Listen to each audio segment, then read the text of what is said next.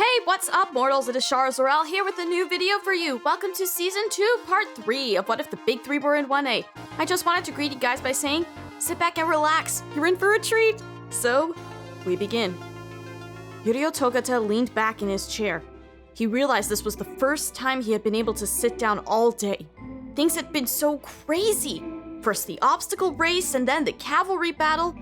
Now he found himself in a waiting room, lounging around until the next event.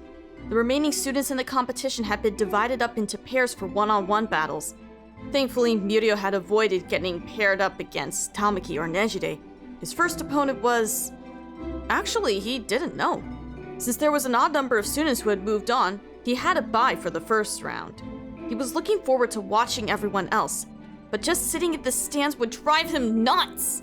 So here he was in the waiting room, tapping his feet nervously and trying to calm his mind. He for sure wanted to see Nejire and Tamaki's battles, Midoriya, Bakugo, and Todoroki's too. Mirio sighed. He may as well head out onto the bleachers. First up was Midoriya versus Kaminari. The battle started off with Kaminari having the upper hand. Midoriya barely had time to dodge out of the way before blasts of electricity scorched the places where he'd been. However, endurance seemed to be his strong suit. Soon enough, Kaminari had spent all of his energy. All Midoriya had to do was land a punch and send him flying out of bounds. Sorry! Midoriya called out as Kaminari was led away to the nurse's office. Next up was Todoroki versus Sero. Mirio was secretly rooting for Sero. The guy was funny and nice. His quirk wasn't really a standout, but Mirio had seen him do some amazing stunts with it. When the match started, Sero made the first move. He wrapped Todoroki up in his tape and swung him towards the out-of-bounds area.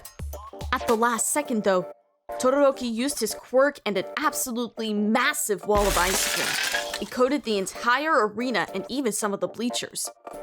Whoa. Mirio breathed. A shard of ice was inches from his face. Poor Sero was completely frozen.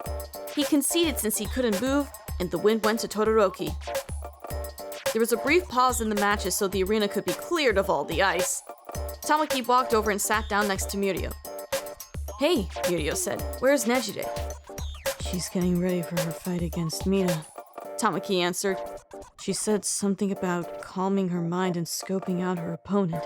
So naturally, she's chatting with Mina in one of the waiting rooms. Mirio laughed. That was so like her. Are you ready for your match? He asked Tamaki. Tamaki went white as a sheet. Not in the least. Mirio gave a sympathetic smile. Me neither. Especially since I don't know who I'll be facing. Tamaki nodded. Well, I'm sure you'll be prepared when the time comes. Oh, look, the next round is starting. Ida and Hatsume stepped onto the field. Mirio wasn't sure what a match between them would look like. As far as he knew, Hatsume wasn't the fighting type. She had great skills as a mechanic and excelled in her support classes, but she never struck him as the type of person to want the spotlight.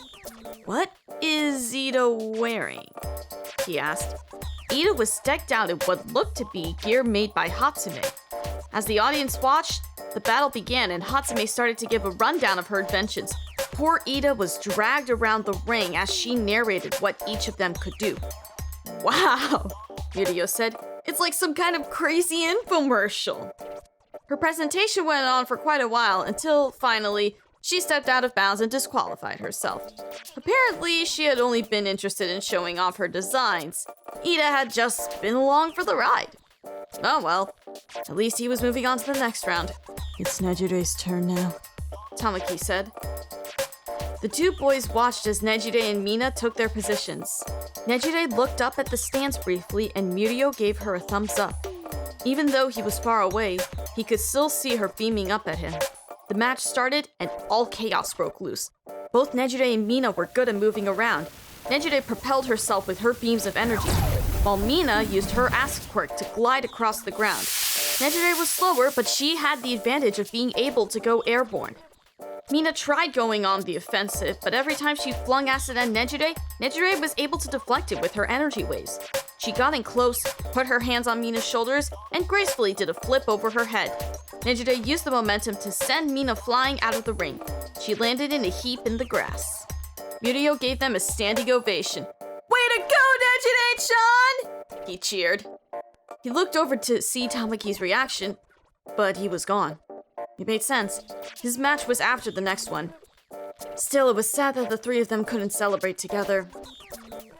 Nejire got cleaned up and joined Mirio in the bleachers, where they watched Bakugo and Uraraka's fight. It was a hard-fought battle.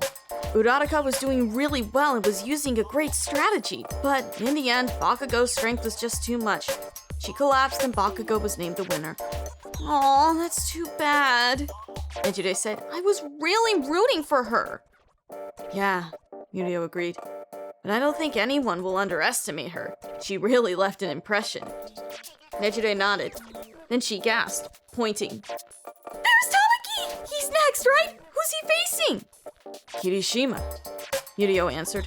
Boy, this is gonna be a tough one. Kirishima's quirk is really strong. I don't know if Tamaki can overpower him. I'll have to strategize. They watched as Tamaki and Kirishima began. Tamaki looked a little shaky on his feet. Kirishima used his hardening quirk and rushed him. At the last second, Tamaki leapt out of the way and used his tentacles to try and throw Kirishima out of the ring. Kirishima put both his hands into a fist and brought them down on the tentacles. Blood spurted everywhere, and Tamaki reeled back. Sorry, man! Kirishima yelled. Tamaki hunched over on the ground. Concerned, Kirishima cautiously moved forward. And that's when Tamaki let loose. Tentacles sprouted from all of his fingers, clawed feet came from his legs, and the shell of armor formed on his face. Mirio knew this move. It was one Tamaki was trying to hone, Chimera Kraken. Kirishima was shocked for a moment, but then regained his focus. He strengthened his quirk even more and went toe-to-toe with Tamaki. Both of them seemed to be in a stalemate until Tamaki pushed himself forward using his clawed feet and newly sprouted wings and used all of his remaining strength to fling Kirishima out of the ring. He landed at the base of the bleachers, cracking the stone. Kirishima stood up and, realizing he'd lost, stumbled back into the ring, holding out his hand. Great job, he said. Tamaki was startled, but accepted the handshake. Thanks. You too. Mirio and Nejire cheered as loudly as they could. This was totally awesome! His two best friends had both made it to the next round. Now the only match left was the one that would decide who Mirio's opponent would be.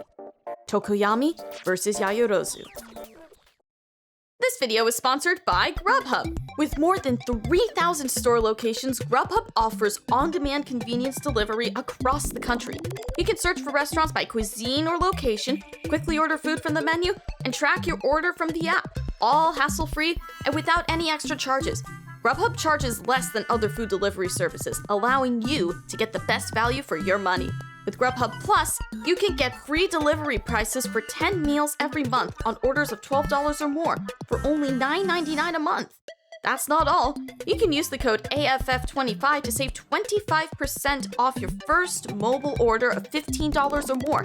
This code is for a limited time, so again, get 25% off your first mobile order of $15 or more now if you use the code AFF25. Check the link in the description. Thank you again to Grubhub for sponsoring this video and for making me hungry while I'm recording. Now, back to the show. The atmosphere changed as soon as Tokoyami and Yayorozu stepped onto the field. Both were intense and capable students. Yayorozu was one of the smartest people Mirio knew, and she was also 1A's vice representative. Tokoyami was small, but he had an intensity to him. His eyes seemed to see right into your very soul. When the match began, Tokoyami wasted no time in attacking. That was the best strategy, really. If Yayorozu had time to think, she'd be able to use her creation quirk to make something that was sure to beat him. Try as she might, Yayorozu just couldn't get a break. She kept getting pushed back farther and farther until she was out of bounds. Tokoyami had won. That's my opponent, Mirio said. He got up and started walking back to the waiting rooms. It was time to get serious. There would be a short break, and then the matches would start up again. Oddly enough, Mirio and Tamaki would be first. Poor Tokoyami wasn't going to get much of a rest, but the teachers planned it this way so that Mirio wouldn't just be sitting through another whole round before he got his chance to fight. Besides, Tokoyami hadn't seemed tired in the least. Mirio took a few deep breaths, did some stretches, then gave himself a pre-game pep talk. Finally, he felt like he was ready. He made his way down to the hall to wait for the announcement. He put a hand to his chest. His heart was beating so hard he could feel his entire body pulse. He smiled. This feeling, he wanted to remember it for as long as he lived. His name was called, and he stepped into the sunlight. Tokoyami stood opposite him. The two shook hands, and then the match began. The action began right away as, once again, Tokoyami took the offensive immediately. Mirio phased through the attacks, but could see that he was at a disadvantage. There would be no time to think. Just react and... DODGE! Mirio tried to stay in the part of the arena with the most sunlight. That was Dark Shadow's weakness. Tokoyami was unique because his quirk had its own personality. Dark Shadow was strong, but he faded in direct sunlight. Alternatively, he grew too strong and uncontrollable in darkness.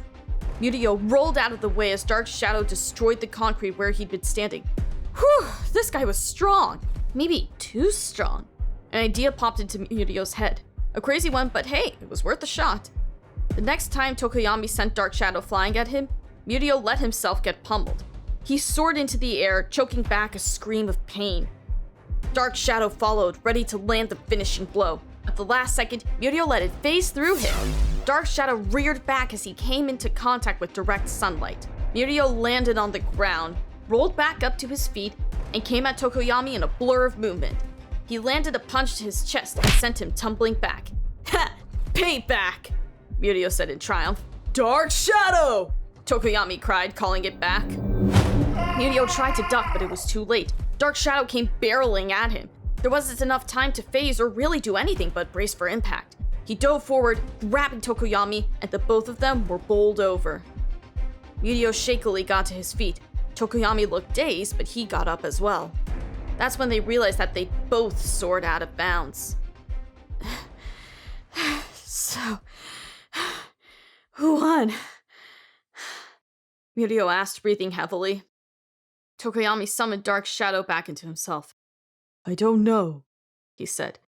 It would appear that we both lost. No, wait! I see President Mike and Mr. Aizawa talking in the booth.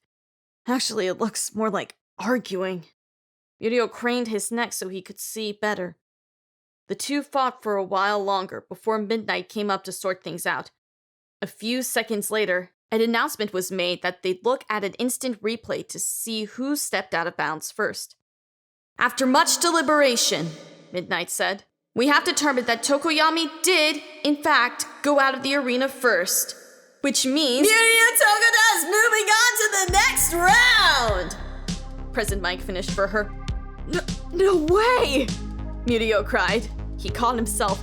This was a happy moment for him, but not so much for Tokoyami. He turned around and held out his hand. Good game, man. Tokoyami accepted the handshake. Good luck to you in the coming trials, he said ominously. But then he smiled. Make sure you win. It will make my defeat easier for me. Mirio winked. You got it! He happily sprinted back to his seat, where he was crushed by a hug from Nejire. Tamaki gave him a high five. He grinned. It looked like all that waiting had paid off. Thank you all for indulging yourself in all this information thus far. I really hope you enjoyed it. Now there are a few more things I'd like to go over before the video ends. Firstly, I'd like to say if you're in the mood for some great storytelling, We the Celestials has you covered. Our We the Celestials, My Hero Academia, and Naruto What If channels retell the story of their namesake anime with a twist. Check it out if you're interested. Secondly, on behalf of We the Celestials, I'd like to thank everyone involved in today's excellent content production. Their details can be found in the description below. Lastly, if you're interested in what we do here at We the Celestials, I'd like to extend an invitation to join the team. The only caveat is that we only accept members from 16 years old to join our crew. You can sign up for whichever category fulfills your interest by joining the recruitment Discord using the link in the description below. We're always looking for new members to join us. Well, that's it from us for today's video, so thank you all for watching and have a great day!